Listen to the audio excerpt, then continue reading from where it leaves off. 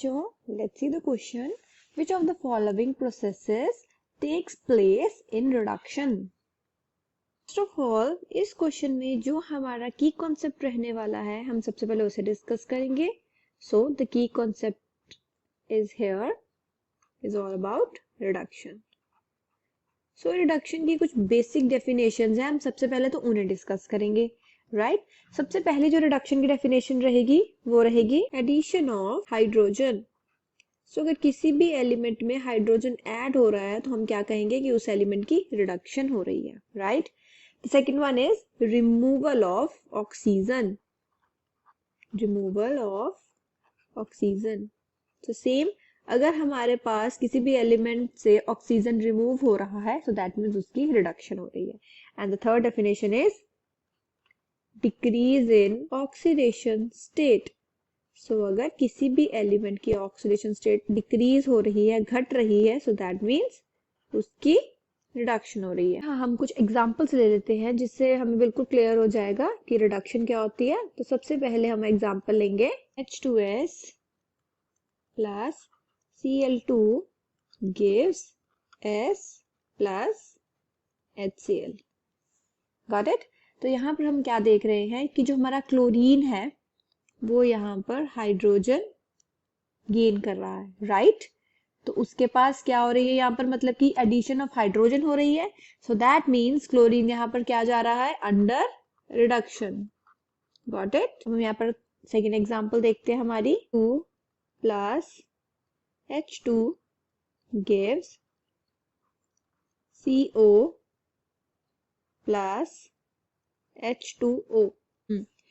तो अब हम यहाँ पर क्या देख रहे हैं कि जो हमारा CO2 है यहाँ पर उसने क्या किया, यहाँ पर उसने अपना एक ऑक्सीजन रिमूव कर दिया एंड कन्वर्ट हो गया इन CO, in carbon monoxide.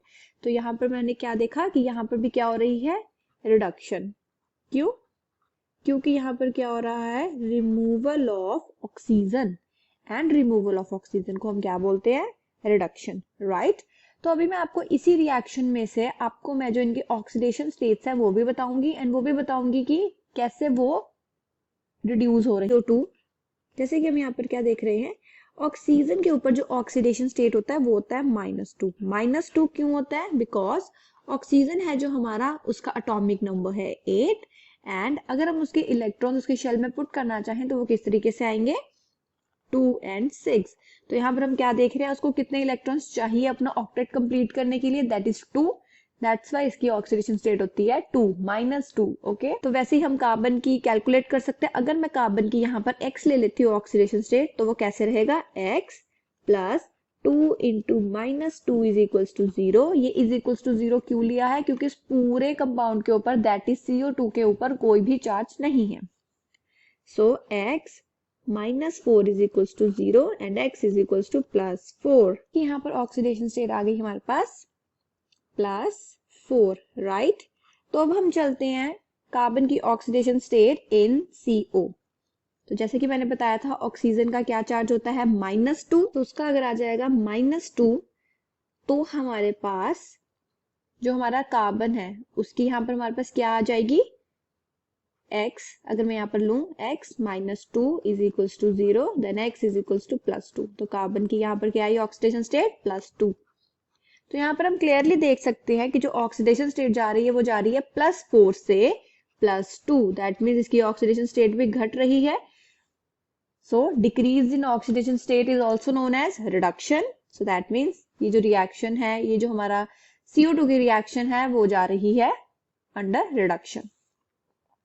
So that means हमारा जो ऑप्शन डी है वो बिल्कुल सही है, that both A and B. मतलब इसमें रिमूवल ऑफ ऑक्सीजन भी आता है एंड इसमें एडिशन ऑफ हाइड्रोजन भी आता है. So I hope you understood the problem well. All the best.